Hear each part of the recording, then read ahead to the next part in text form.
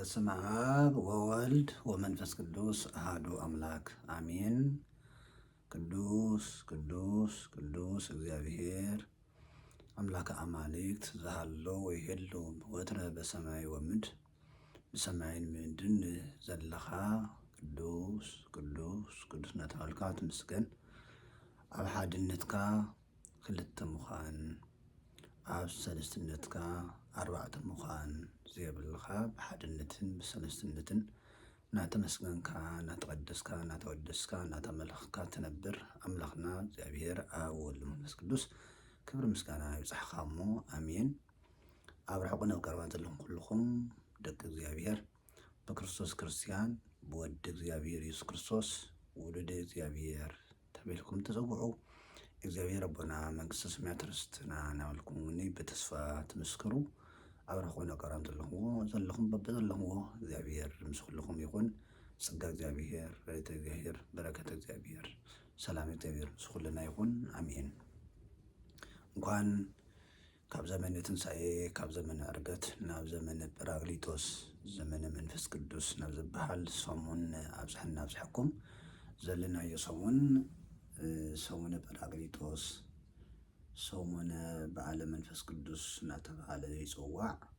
ዘለናዮ ሰሙን ብምሉኡ ስለ መንፈስ ቅዱስ ኣምላኽነት፣ ርህራሄ፣ የዋህነት፣ ምስጢር ገላጽነት ዝስበኸሉ ዝንገረሉ ወቕቲ እዩ።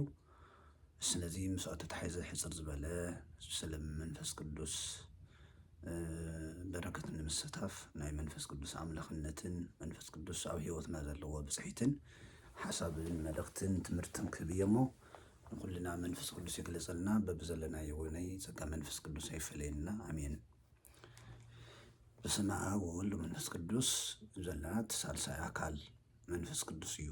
ኣብ ምስጢረ ስላሴ ሳልሳይ ኣካል እናተባህለ ይፅዋዕ። ወነአምድ በሳለሱ እግዚአብሔር መንፈስ ቅዱስ ዘይመልእ ኩሎ ዘሎ ቅዱስ ያሬድ ኣብ ወልድ መንፈስ ቅዱስ ብቅደም ተኸተል ክንፅውዕ ከለና ኣብ ወልድ መንፈስ ቅዱስ ቶ መንፈስ ቅዱስ ዝብሎ ዘለና ሓደ እግዚአብሔር እዩ ማለት እዩ። ኣብቱ ናይ ቀደም ተኸተል ብመንፈስ ቅዱስ እውን ክጅምር ክእል እዩ፣ ብኢየሱስ ክርስቶስ እውን ክጅምር ክእል እዩ፣ ብእግዚአብሔር ኣብ እውን ክጅምር ክእል እዩ። ኣብዚ ምቅድዳም ስለ ዘየለ ኣብ ስላሴ ተሓደ ዝቅድም ተሓደ ዝድሕር የለን። ኣብ ወልድ መንፈስ ቅዱስ ሓደ ኣምላኽ ንብሎ ኣብ ሰለስቲኦም ምቅድዳም ምድሓርን የለን። ተሓደን ተሓደ ይቅድሙን። ስለዚ ብመጽሓፍ ቅዱስ ልማድ በስመ አብ ወወልድ መንፈስ ቅዱስ ኢሉ ጎይታና እውን ከም ዘምሃረና ኣብ ወልድ መንፈስ ቅዱስ እናበልና ኢና ንፅውዖ። ግን መንፈስ ቅዱስ ኣብ ወወልድ እውን ክበሃል ይኽእል እዩ። ከምኡ ዝበሉ እውነይ ገፀ ንባብ ኣይንስእንና እሞ መንፈስ ቅዱስ መን እዩ ተተቢሉ መንፈስ ቅዱስ እግዚአብሔር እዩ፣ ወይ ካብቶም ሰለስተ ኣካላት ሓደ ኣካል መንፈስ ቅዱስ እዩ። መንፈስ ቅዱስ እግዚአብሔር ከም ዝኾነ መጽሓፍ ቅዱስ ይምስክረልና እዩ። ትምህርተ ኣበው ይምስክረልና እዩ። ኣብ ትንቢተ ኢሳይያስ ምዕራፍ 6 ካብ ቁፅሪ 1 ስጋብ 10 ዘሎ ቅዱስ ቅዱስ እናተባህሉ ካብቶም ዝምስገኑ ሓደ መንፈስ ቅዱስ ከም ዝኾነ ቅዱስ ጳውሎስ ኣብ ግብረ ሐዋርያት ምዕራፍ 28 ቁፅሪ 25 ነጊሩና ኣሎ። ኢሳይያስ ኣብ ዙፋን ተቐሚጡ ቅዱስ ቅዱስ እናተባህለ ዝምስገን ዝነበረ መንፈስ ቅዱስ ከም ዝኾነ ቅዱስ ጳውሎስ ኣብ ግብረ ሐዋርያት ምዕራፍ 28 ቁፅሪ 25 ተሪጉሙ ነጊሩና ኣሎ። ስለዚ ሕፅር ብዝበለ መልክዕ መንፈስ ቅዱስ መን እዩ? ካብቶም ሰለስተ ኣካላት ሓደ ኣካል ዝኾነ መንፈስ ቅዱስ ይበሃል። እዚ ምዚ ተሓይዙ ኣብ ብሉይ ኪዳን ይኹን ኣዲስ ኪዳን ይኹን መንፈስ ቅዱስ በመጽሓፍ ቅዱስ ዝተገለጸ ንነቢያት ዝተገለጸ ኣብ ነቢያት ሓዲሩ ዝናገር ዝነበረ ከም ዝኾነ ቤተ ክርስቲያንና ወነአምን በመንፈስ ቅዱስ እግዚ ማሕየዊ ዘሰረጸ መዓብ ንስግደቱ ወንስብሖ ማሕየዊን ጎይታን ብዝኾነ በመንፈስ ቅዱስ ንኣምን ንስገደሉ ንምስግነውን ንስገደሉ ንምስግነውን ሕያውን ማሕየውን ብዝኾነ በመንፈስ ቅዱስ ንኣምን ዘነበ በነቢያት ኣብ ነቢያት ሓልዩ ዝተናገረ ምስለ አብ ወወልድ ምስ አብን ምስ ወልድን ኮይኑ ኣብ ነቢያት ዝተናገረ ወይ ደግሞ ምስ አብን ምስ ወልድን ንምስግኖ ንስገደሉ እና ብጸሎት ሃይማኖት ንምስክረሉ እዩ። ምዚኦ ተሒዙ ቅዱስ ዳዊት ብዛዕባ መንፈስ ቅዱስ ዝበሎ ርእሳ ልዕልና ተወሰኑ ሓሳባት ንልዕልና እሞ እግዚአብሔር ምስ ኩልና ይኹን። ቅዱስ ዳዊት ወመንፈስከ ቅዱስ ይምርሃኒ በምድረ ጽድቅ ይብል ኣብ መዝሙረ ዳዊት መዝሙር 142 ቁጽሪ 10 ወይ ብቕንፍ 143 ቁጽሪ 10 ወመንፈስከ ቅዱስ ይምርሃኒ በምድረ ጽድቅ መንፈሰ ረድኤት ቅዱስ መንፈስካ ኣብ ምድሪ ብምድሪ ጽድቂ ይምርሓኒ ይብል። ቅዱስ መንፈስካ መንፈስ ቅዱስ ናይ አብን ናይ ወልድን እስትንፋስ እዩ፣ ህይወት እዩ። ንዚዩ ዝርዝሩ ንአብን ንወልድን እዩ። ወመንፈስከ ከዝርዝሩ ንአብን ንወልድን እዩ። ቅዱስ መንፈስካ ኣብ ምድሪ ጽድቂ ይምርሓኒ፣ ናብ ምድሪ ጽድቂ ብምድሪ ጽድቂ ይምርሓኒ ኢሉ ቅዱስ ዳዊት ጸልዩ። ቅዱስ ዳዊት ካብቶ ዓብይ ጸሎት ጸልዩ ንሱ እዩ። መንፈስ ቅዱስ ክመርሖ ኣብ ዝኸዶ ኣብ ዝናገሮ ኣብ ዝሓስቦ ናይ እግዚአብሔር መንፈስ ምንታን ክመርሖ እዩ ዝጽሊ ዘሎ። ንዓና ዘድልየና እውን ንሱ እዩ። ኣብ ዘመን እዚ መንፈስ ሓሰት ኣብ ዝበዝሐሉ ግዜ መንፈሰ ጽድቂ ክሓድረና መንፈሰ ጽድቂ ክመርሐና ክንጽሊ ይግብአና። ብተደጋጋሚ ጸሎት እዚ ክንጽልዮ ኣለና። ቅዱስ መንፈስካ ናብ ሓቂ ይምርሐኒ፣ ቅዱስ መንፈስካ ናብ ጽድቂ ይምርሐኒ፣ ቅዱስ መንፈስካ ናብ መቅደስካ ይምርሐኒ፣ ቅዱስ መንፈስካ ናብ ጸሎት ይምርሐኒ፣ ቅዱስ መንፈስካ ናብ ትእዛዝካ ናብ ቃልካ ናብ ቤተክርስትያንካ ይምርሐኒ ናበልና ክንጽሊ ይግብአና። ቅዱስ ዳዊት ኣብ ዓለም ኮይኑ ንህዝቢ ናመርሐ በዓል ሓዳር ኮይኑ ናይ እስራኤል ንጉስ ኮይኑ ይጽሊ ዘሎ፣ ኣብ መሪሕነት ኮይኑ ይጽሊ ዘሎ። ስለዚ መንፈስ ቅዱስ ንኽመርሐና ዕድል ክንህቦ ይግብአና። ዕድል ተሂብናዮ መንፈስ ቅዱስ ኣብ ህይወትና ዓብይ ተግባር ክፍጽም እዩ። ንሃዋርያት ዝመርሖም መንፈስ ቅዱስ እዩ። ኣብ ልዕሊ ሃዋርያት ተኣምራት ዝገብር ነበረ መንፈስ ቅዱስ እዩ። ንዚኡ እውነይ መንፈስ ቅዱስ ጰራቅሊጦስ ዝበሃል፣ ጰራቅሊጦስ ብግሪከኛ እዩ። ጰራቅሊጦስ ማለት መጽንዒ ዘጸናንዕ ማለት እዩ። ጰራቅሊጦስ ማለት መንጽሂ ዘንጽህ ካብ ሓጢአት ማለት እዩ። ጰራቅሊጦስ ማለት ናዛዚ ዘረጋግእ ማለት እዩ። ጰራቅሊጦስ ማለት ከሳቲ ማለት እዩ፣ ምስጢር ዝገልጽ ማለት እዩ። ጰራቅሊጦስ ማለት መስተፍስሒ ዝሓዘኑ ዝሕጉስ ማለት እዩ። ጰራቅሊጦስ ማለት መስተስረይ ሓጢአት ይቕር ዝብል ማለት እዩ። ንዚኡ እውን ወቡሩክ መንፈስ ቅዱስ ጰራቅሊጦስ መጽንዒ ወመንጽሔ ኩልነ ዘጸናንዐና ንኩልና እውን ዘንጽህና መንፈስ ቅዱስ ጰራቅሊጦስ ብሩኽ እዩ እናበልና ኣብ ጸሎት ኩሉ ግዜ ንሳተፍ ማለት እዩ። ስለዚ መንፈስ ቅዱስ ዘጸናንዕ ዘረጋግእ ስለ ዝኾነ ቅዱስ መንፈስካ ይምርሐና እናበልና ክንጸሊ ዘጸናንዕ መንፈስ ክበልና፣ ዘረጋግእ መንፈስ ክበልና፣ ሓጢአት ይቕር ዝብል መንፈስ ክበልና፣ ዝናዝዝ መንፈስ ክበልና፣ ዘንጽህ መንፈስ ክበልና፣ ዘጸናንዕ መንፈስ ክበልና፣ ምስጢር ዝገልጽ መንፈስ ክበልና፣ ዝሕጉስ መንፈስ ክበልና። ኣብዚ ናይ ሓዘን ናይ ሞት ዓለምና ዘለና እሞ ዝሕጉስ መንፈስ፣ ዘጸናንዕ መንፈስ፣ ዘረጋግእ መንፈስ ኣብዚ ናይ ጸልማት ናይ ድንቁርና ዓለምና ዘለና እሞ ምስጢር ዝገልጽ መንፈስ ክበልና። ኣብዚ ናይ ሓሶት ናይ ምትላል ናይ ባእሲ ናይ ጽልይ ዓለምና ዘለና እሞ ምስጢር ዝገልጽ ናይ ሓቂ ናብ ሓቂ ዝመርሕ መንፈስ ክበልና። ከም ቅዱስ ዳዊት ቅዱስ መንፈስካ ይምርሐና፣ ቅዱስ መንፈስካ ናብ ጽድቂ ምድሪ፣ ናብ ጽድቂ ምድሪ፣ ናብ ገነት፣ ናብ ጽድቂ ምድሪ፣ ናብ መንግሥተ ሰማያት፣ ናብ ጽድቂ ምድሪ፣ ናብ ቤተ ክርስቲያን ይምርሐና፣ ይምርሐኒ፣ ክምርሐኒ ሃበኒ ናበልና ክንጽሊ ኣለና እሞ ምስኡ ኣተሓሒዝና ናይ መንፈስ ቅዱስ ጸጋታት ክንርአና። መንፈስ ቅዱስ ድሕቶ ሂቡና፣ መንፈስ ቅዱስ ኣብ ውሽጥና ተሓዲሩ፣ መንፈስ ቅዱስ ምሳናት ኮይኑ እንታይ እንታይ ክገብረና ይኽእል፣ እንታይ እንታይ ክንረክብ ንኽእል ይትዋና።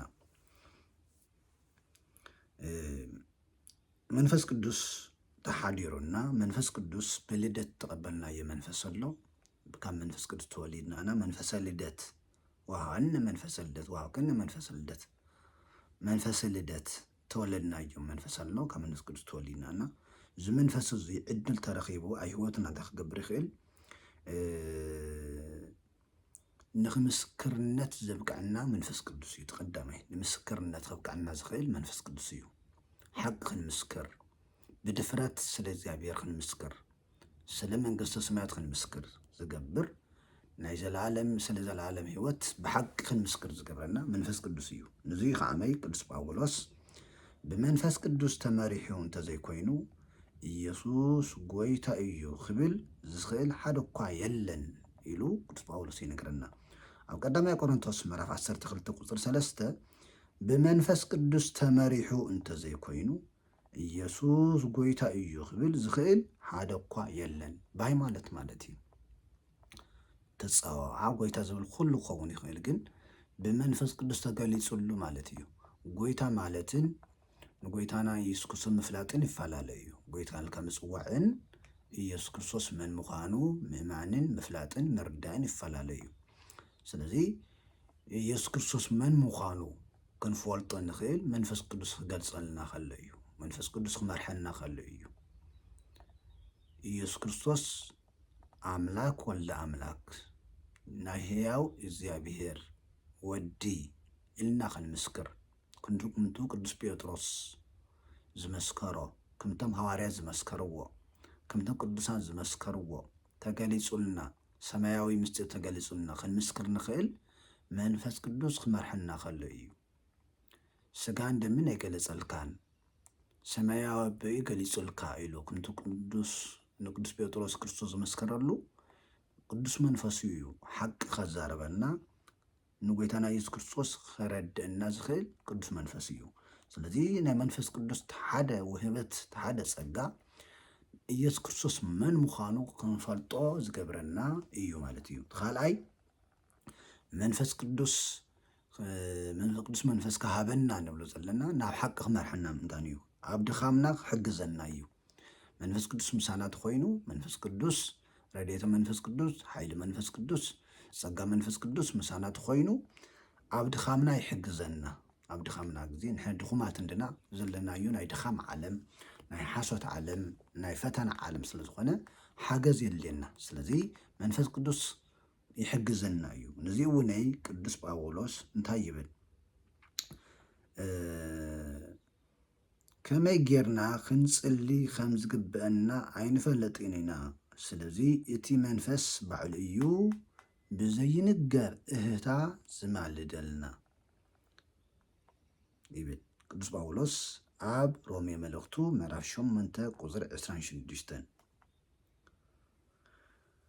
ከመይ ጌርና ክንጽሊ ከም ዝግብአና ኣይንፈልጥን ኢና ስለዚ እቲ መንፈስ ባዕሉ እዩ ብዘይንገር እህታ ዝማልደልና ግእዝ ይትዋቀስ ለነ እዩ ዝብል ይከራኸረልና እዩ ዝብል ወመንፈስ ቅዱስ ዝገልጸልና እምበር ከመይ ኢልና ክንጽሊ አቡነ ዘበሰማያት ኣብ ሰማይ ዘለኻ አቦና ኢልና ክንጽሊ መንፈስ ቅዱስ ክገልጸልና ከሎ እዩ ዝማልደልና ማለት እንታይ ማለት እዩ ወለድና ዝከራኸረልና ክንጽሊ ዝቀስቅሰና ንጸሎት ዘብቃዕና ጸሎት ዝመርሐልና ባዕሉ መንፈስ ቅዱስ እዩ ማለት እዩ እንታይ ከም ንጸሊ ንምንታይ ከም ንጸሊ ዘረድአና ዝገልጸልና መንፈስ ቅዱስ እዩ መንፈስ ቅዱስ ኣብ ነቢያት ሓዲሩ ዝናገርን ዝነበረ ኣብ ሐዋርያት ሓዲሩ ዝሰብኽ ዝነበረ ኣብ ሊቃውንት ሓዲሩ ዘተርጉም ዘመስጥር ዝነበረ ቅዱስ መንፈስ እዩ ለሞነይ በክርስቶስ ክርስቲያን በወዲ እግዚአብሔር ደቂ እግዚአብሔር ኣብ ዝተባሃሉ ሓዲሩ መንፈስ ቅዱስ ይናገር እዩ ንጸሎት ዝቀስቅሰና ንሱ እዩ ንምጽዋት ዝቀስቅሰና ንሱ እዩ ናብ ሓቂ መንገዲ ዝመርሐና ንሱ እዩ ናብ ፍቕሪ መንገዲ ዝመርሐና ንሱ እዩ ስለዚ መንፈስ ቅዱስ ኣብ ድኻምና ክሕግዘና ብኃጢአት ኣብ ዝደኻምና ግዜ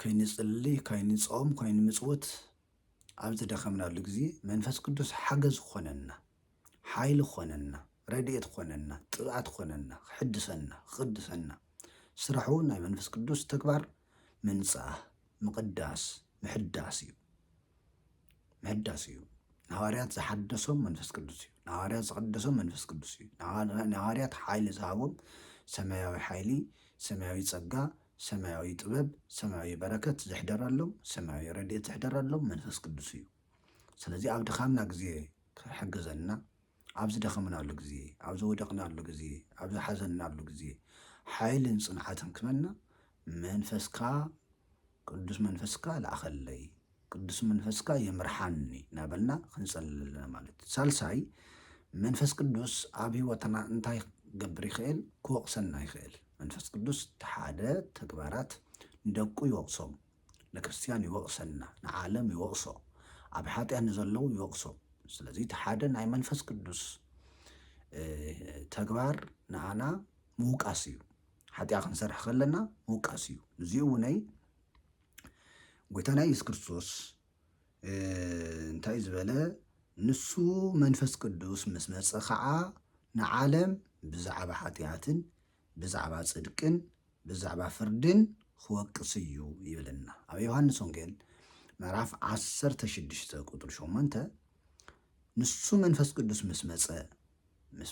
ምስ ወረደ ማለት እዩ ጎይታና ኢየሱስ ክርስቶስ ካይተሰቐለ መንፈስ ቅዱስ የተገለጸን ኣብ ነቢያት በመንፈስ ረድኤት ይሓድር ነይሩ ኣብ ሐዋርያት በመንፈስ ረድኤት ይሓድር ነይሩ ቅድሚ ስቕለቱ ወይ ደግሞ ጎይታና ኢየሱስ ክርስቶስ ከይተሰቐለ መንፈስ ቅዱስ ንሐዋርያት ስለዚ ተዋሃበ ምስ መፀ ግን ኣብ ሐዋርያት ምስ ሓደረ ግን ማለት እዩ መንፈስ ቅዱስ ኣብ ሐዋርያት ሓዲሩ ንዓለም ገሲጽዎ እዩ ቅዱስ ጴጥሮስ ሓዲሩ ነቶም ሰቐልቲ ገሲጽዎም ወቂስዎም ነቶም ጸጋ እግዚአብሔር ዝገፍዑ ንጎይታና ኢየሱስ ክርስቶስ ዝገፍዕዎ ነቶም ናይ ድሕነት መንገዲ ናይ ሓቂ መንገዲ ዘጥፍኡ ካብ ሓቂ መንገዲ ንዝወፁ መንፈስ ቅዱስ ወቂስዎም እዩ ስለዚ እቲ ሓደ ተግባር ናይ መንፈስ ቅዱስ ተግባር ናብ ዓለም ምስ መፀ ኣብ ህይወትና ምስ ተገለጸ ማለት እዩ ምስ መፀ ማለት ካብታ ሓደ ዓለም ናብ ሓደ ዓለም ዝመጽእ ማለት ይኾነ መንፈስ ቅዱስ ኣብ ኩሉ ዘሎ እዩ መንፈስ እግዚአብሔር ኣብ ኩሉ ሙሉእ እዩ ግን ምስ ተገለጸ ማለት ክግለጽ ከሎ ኣብ ህይወትና ክግለጽ ከሎ ይወቕሰና ምንታይ ንዓለም ብዛዕባ ሓጢኣትን ብዛዕባ ጽድቅን ብዛዕባ ፍርድን ክወቅስ እዩ ብዛዕባ ሓጢኣት ብኢየሱስ ክርስቶስ ዓለም ስለዘይኣመነ እዩ ብኢየሱስ ክርስቶስ ዘይምእማን ሓጢኣት እዩ ብኢየሱስ ክርስቶስ ዘይኣምኑ ኩሎም ሓጢኣተኛታት እዮም ንኢየሱስ ክርስቶስ ዘይምቕባል ንሓቂ ዘይምቕባል ሓጢኣት እዩ ስለዚ ብኢየሱስ ክርስቶስ ብዘይምእማኖም መንፈስ ቅዱስ ይወቅሶም ሓጢኣተኛታት ምዃኖም መንፈስ ቅዱስ ይወቅሶም ካሊእ ብዛዕባ ጽድቂ ጎይታና ኢየሱስ ክርስቶስ ኣምላኽ ወላ ኣምላኽ ከም ዝኾነ ንድሕነት ከም ዝወረደ ካብ ሰማይ ከም ዝወረደ ካብ ድንግል ማርያም ከም ተወለደ ንድሕነት ዓለም ከም ተሰቐለ ይምስክር ማለት እዩ ካሊእ ብዛዕባ ፍርዲ እዩ ብዛዕባ ፍርዲ ዲያብሎስ ከም ዝተዋረደ ዲያብሎስ ከም ተኣሰረ ዲያብሎስ ከም ተፈረዶ መንፈስ ቅዱስ ኣብ ሐዋርያት ሓዲሩ ይምስክር ይወቅስ ማለት እዩ ንኣና እውን ኩሉ ግዜ ደቁ ሓጢኣት ክንሰርሕ ከለና ክንስሓት ከለና ኣብ ብህሊናና ዝወቅሰና ንሱ እዩ መንፈስ ቅዱስ እዩ ዝወቅሰና ስለዚ ህሊናና ክነዳምፅ ይግባአና ንልብና ንኣእምሮና ክነዳምፆ ይግባአና እዚ እውን ቅዱስ ዮሃንስ ኣቱም ፍቁራተይ ህሊናና እንተዘይወቀሰና ግና ኣብ ቅድሚ እግዚአብሔር ትብዓት ኣለና ይብል ትብዓት ኣለና ቀዳማይ ዮሃንስ መልእኽቲ ምዕራፍ 3 ቁጥሪ 21 ኣቱም ፍቁራተይ ልብና ህሊናና እንተዘይወቀሰና ኣብ ቅድሚ እግዚአብሔር ትብዓት ኣለና ይብል ትብዓት ኣለና ኣብ ቅድሚ እግዚአብሔር ደፊርና ብውሉድነት መንፈስ ማለት እዩ ኣቦ ኢልና ክንፅዋዕ ኮይና ናይ ውሉድነት መንፈስ ናይ ውሉድነት ጸጋ ናይ ውሉድነት ክብሪ ክህልወና ኣለዎ ማለት እዩ እንተዘይኮነ ህሊናና ይወቅሰና እዩ ካብ ቦና ጠፊእና ተኮይንና ካብ ቦና ርሕቕና ተኮይንና ህሊናና ይወቅሰና ኣብ ናይ ቦና ርስቲ ተዘየለና ኣብ ናይ ቦና እግሪ ተዘየለና ነቦና ተዘይመሲልና ልብና ህሊናና ይወቅሰና ካብ እግዚአብሔር ተርሕቕና ግን ካብቲ ናይ ውሉድነት መንፈስ ተወፂና ካብቲ ናይ ውሉድነት ጸጋ ተርሕቕና ግን መንፈስ ቅዱስ ይወቅሰና ከመይ ኣብ ህሊናና ሓዲሩ ምክንያቱ ህሊና ናይ እግዚአብሔር ወኪል ስለ ዝኾነ ህሊና ናይ እግዚአብሔር ወኪል እዩ መንፈስ ቅዱስ አብሊና ኮይኑ ዝወቅሰና ወክንሰምዖ ይግበና ነዳምፁ ይግበና ካልእ መንፈስ ቅዱስ ንኣና እንታይ ጥቕሚ እንታይ ይበና ናብ ሓቂ መንገዲ ክመርሐና ይኽእል እዩ መንፈስ ቅዱስ ተሓደ ናይ መንፈስ ቅዱስ ተግባር ናይ መንፈስ ቅዱስ ተግባር ተሓደ ረብዓይ ማለት እዩ ብቅደም ተኸተል 4 ሓሳባት እየ ዘለኹ ረብዓይ ብረብዓይ ገጽ ክንሪኦ ከለና መንፈስ ቅዱስ ናብ ሓቂ ይመርሐና እንታይ ዝብለና እቲ መንፈስ ሓቂ ምስ መፀ ግና ናብ ኩሉ ሓቂ ክመርሐኩም እዩ ይብለና ዮሃንስ ወንጌል ምዕራፍ 16 ቁፅሪ 13 ጎይታና ኢየሱስ ክርስቶስ ብዛዕባ ናይ መንፈስ ቅዱስ ተግባር ክገልጸና ከሎ እቲ ናይ መንፈስ ሓቂ ማለት እንታይ ማለት እዩ ናይ ሓሶት መንፈስ ስለ ዘሎ እዩ ተጻራሪ ዝኾነ ናይ ሓሶት መንፈስ ስለ ዘሎ ኣብዚ ዓለም እዚ ናይ ሓሶት መንፈስ ኣሎ ናይ ምትላል መንፈስ ኣሎ ዘታልል መንፈስ ኣሎ ስለዚ ናይ ሓቂ መንፈስ ዝልየና ናና ምስ መፀ ናብ ኩሉ ሓቂ ክመርሐኩም እዩ ይብለና ኣሎ ናብ ሓቂ ዝመርሕ መንፈስ ቅዱስ እዩ ሓቂ ሰብያ ትርከብ ሓቂ ካብ መን እዩ ተተቢሉ ካብ እግዚአብሔር እዩ ሓቂ መን እዩ እግዚአብሔር ይባል እዩ ጥበብ መን እዩ እግዚአብሔር እዩ ንዚኡ ኣይቲ ብሄራ ለጥበብ ናይ ጥበብ ምሕደርያ ናይ ሓቂ ምሕደርያ ሓቂ ኣበይ ትርከብ ጥበብ ኣበይ ትርከብ ተተቢሉ ኣብ እግዚአብሔር እያ ትርከብ ሓቂ ካብ እግዚአብሔር ዝወሃብ ኣባና ኣብ ደቂ ሰባት ሓቂ የለን ሓቂ ካብ ሰማይ እዩ ወፅድቅኒ ሰማይቶም ሰምን ሰማይ ጽድቂ ሓቂ ካብ ሰማይ ዝብል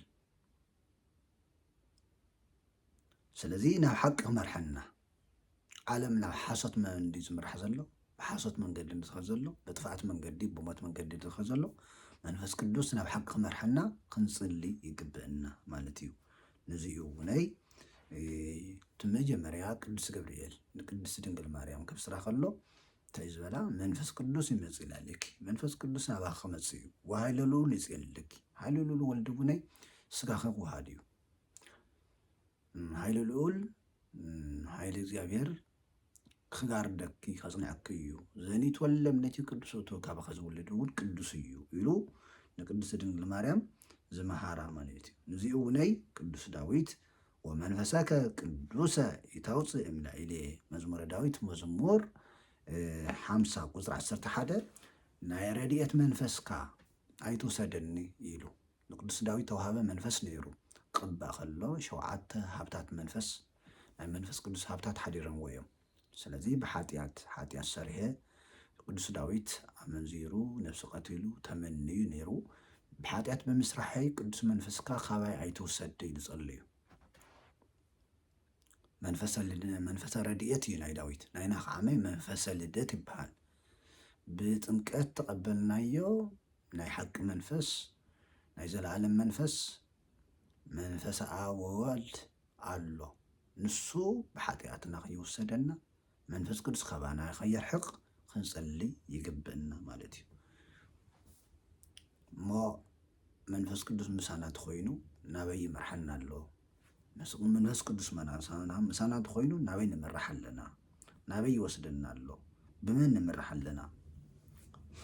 ንምራሕ ኣለና እዚ ይትዋና መንፈስ ቅዱስ ምሳና መላውን ዘይመላውን ባዕልትና ንፈልጥ ኣብቲ ናይ ሓሶት መንገዲ ተሊና መንፈስ ቅዱስ ምሳና የለን ማለት እዩ ኣብቲ ሓቂ መንገዲ ተሊና መንፈስ ቅዱስ ምሳና እዩ ኣብቱ ናይ ብርሃን መንገዲ ናይ ሓቂ መንገዲ ናይ ጽድቂ መንገዲ ናይ ምጽዋት መንገዲ ናይ ጾም መንገዲ ተሊና መንፈስ ቅዱስ ምሳና እዩ ይመርሐና ኣሎ ማለት እዩ ካብቱ ናይ መንፈስ ቅዱስ መንገዲ ተወፂና ከዓ ናይ ሓሶት መንገዲ ዝመርሐና ናይ ሓሶት መንፈስ ዝመርሐና ዘሎ ማለት እዩ ስለዚ እዚ ዓለም ክልተ መንፈስ ዘሎ መንፈስ እግዚአብሔር መንፈስ ሓቂ መንፈስ ሰይጣን መንፈስ ሓሶት ኣሎ ማለት እዩ እሞ ዓለም ናበይ ትመራሓላ ብመን ትመራሓላ መን ይመርሓሎ ናበይ ይመርሓሎ ኢልና ክንፈልጥ ይግበአና ብፍላይ ክርስቲያን ጽና ተሳፈርቲ ክንከውን ይግበአና ናይ ቋሚ ዝኾነ ጽዋት ከለወና መንፈስ ቅዱስ ካባና ከይፈለ ቅዱስ መንፈስካ በጥምቀት ዝረኸብክዎ ቅዱስ መንፈስካ ጸጋ መንፈስ ቅዱስ ሃብተ መንፈስ ቅዱስ ረድኤተ መንፈስ ቅዱስ ኃይለ መንፈስ ቅዱስ ጥበብ መንፈስ ቅዱስ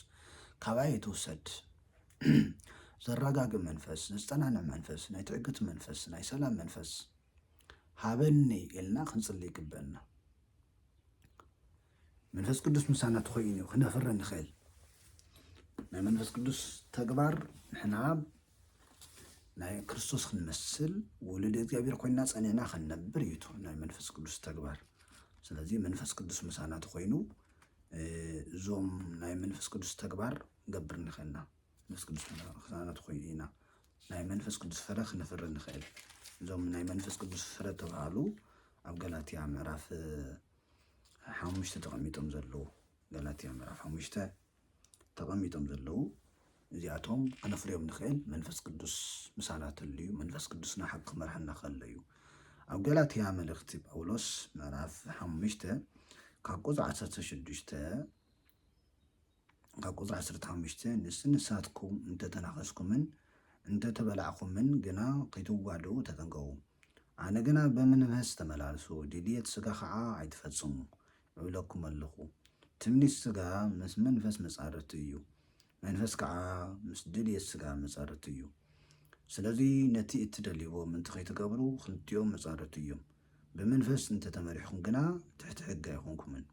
ተግባር ስጋ ግሁድ እዩ፣ ንሱ ከዓ ዝሙት፣ ርክሰት፣ ስድነት፣ ኣምልኾ ጣዖት፣ ጥንቆላ፣ ጽልኢ፣ ክርክር፣ ቅንኢ፣ ቁጥዓ፣ ንባዕልኻ ምፍታው፣ ምፍልላይ፣ መናፍቅነት፣ ምንቀኝነት፣ መቕታል፣ ስኽራን፣ ስድነት ዘለዎ ጎይላ ነዚ ዝመስል ኩሉን እዩ። ከምቲ ኣቐዲመ ዘጠንቀቅኩም እቶም ነዚ ዝመስል ዝገብሩ ኩሎም ንመንግስቲ እግዚአብሔር ኣይወርሱን እዮም። ፍረ መንፈስ ቅዱስ ግና ፍቕሪ፣ ሓጎስ፣ ሰላም፣ ትዕግስቲ፣ ልግሲ፣ ሕያውነት፣ እምነት፣ ለዋሃት፣ ንባዕልኻ ምግዛእ እዩ። ነዚ ከምዚ መሰለ ዝኽልክል ሕጊ የለን። እቶም ናይ ኢየሱስ ክርስቶስ ዝኾኑ ነቲ ስጋ ምስ ክፉእ ፍትወትን ድልየቱን ሰቂሎምዎ እዮም። ብመንፈስ እንነብር እንተደኣ ኮይንና ብመንፈስ እንመራሕ፣ ንስንሳትና እናተነቃቀፍናን እናተቀናናናን ብከንቱ ኣይንመካሕ ይብል። ስለዚ ቅዱስ ጳውሎስ ብመንፈስ እንነብር እንተደኣ ኮይንና ብመንፈስ እንመራሕ እዩ ዘሎ። መንፈስ ቅዱስ ምሳና ተልዩሲ ብመንፈስ ቅዱስ እንመራሕ እዩ ዘሎ። ናይ መንፈስ ቅዱስ ፍረ ዝበሃሉ እዚኣቶም እዮም። መንፈስ ቅዱስ ምሳና ተኾይኑ እዩ ናይ መንፈስ ቅዱስ ፍረ ክነፍረ ንኽእል። ናይ ቅድስና መንፈስ፣ ናይ ቅድስና ፍረ፣ ናይ ትሕትና ፍረ፣ ናይ ሰላም ፍረ ኣብ ሂወትና ክረአ ዝኽእል ናይ ትሕትና ሰባት፣ ናይ ሰላም ሰባት፣ ናይ ፍቅሪ ሰባት፣ ናይ በረከት ሰባት፣ ናይ ርህራሄ፣ ናይ የዋህነት፣ ናይ ገርነት ሰባት፣ ናይ እግዚአብሔር ሰባት ክንከውን እንተኮይንና ምስ መንፈስ ቅዱስ ሕብረት ተገርና ኢና።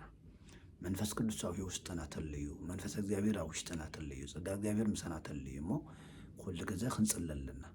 ቅዱስ መንፈሱ ምሳና ክህሉ፣ ጸጋ መንፈስ ቅዱስ ምሳና ክኸውን። ቅዱስ ዳዊት ከም ዝጸልዮ ቅዱስ መንፈስካ ይምርሐኒ እናበላ ክንጸልይ። ቅዱስ መንፈስካ ካባይ ትውሰድ ልበ ንጹሐ ፍጥር ንእግዚኦ መንፈስ ሩታ ሃልብስ ከርሲየ ቅዱስ መንፈስካ ሕድረለይ፣ ንጹህ ልቢ ፍጠረለይ፣ ውሽጠይ ሓድሰለይ። አና ሰውነትና ህይወትና ተዘይተሐዲሱ ዋጋ የብሉን። ብሓጢአት ይበሊ፣ ብሓጢአት ይአርግ፣ ብሓጢአት ይባላሽ እዩ። ስለዚ ናይ መንፈስ ቅዱስ ተግባር ኩሉ ግዜ ምንጻህ ምቅዳስ እዩ። እዚ እዩ እውን ኣብ ቤተክርስትያን ኩሉ ግዜ ናይ ጸሎት ተሳተፍቲ ክንከውን፣ ናይ ቅዳሴ ተሳተፍቲ ክንከውን፣ ናይ ኣገልግሎት ተሳተፍቲ ክንከውን ብተደጋጋሚ መልእኽቲ እንበሉ ምክንያት ብሓጢአት ዝኣረገ፣ ብሓጢአት ተበላሸወ፣ ብሓጢአት ዝረስሐ ተመራስሐ፣ ብሓጢአት ዝቆሸሸ ሰብነትና፣ ህይወትና፣ ነብስና ብመንፈስ ቅዱስ ቅድስ ማለት እዩ። መንፈስ ቅዱስ ኣብ ቅዳሴ ስለ ዝቅድሰና እዩ፣ ስለ ዝባርኸና እዩ። ናይቲ በረከት ተሳተፍቲ ክንከውን ናይ ቤተክርስትያን መልእኽቲ ዘሎ ማለት እዩ። እሞ ኣብ በበዘለኹዎ ሰላም እግዚአብሔር ምስ ኩልና ይኹን። ኩልና እውነይ ቅዱስ መንፈሱ ናብ ሓቂ ይምርሐና፣ ናብ ጽድቂ ይምርሐና፣ ናብ ህይወት ይምርሐና፣ ናብ በረከት ይምርሐና። ጸጋ መንፈስ ቅዱስ ምስ ኩልና ይኹን። አሜን።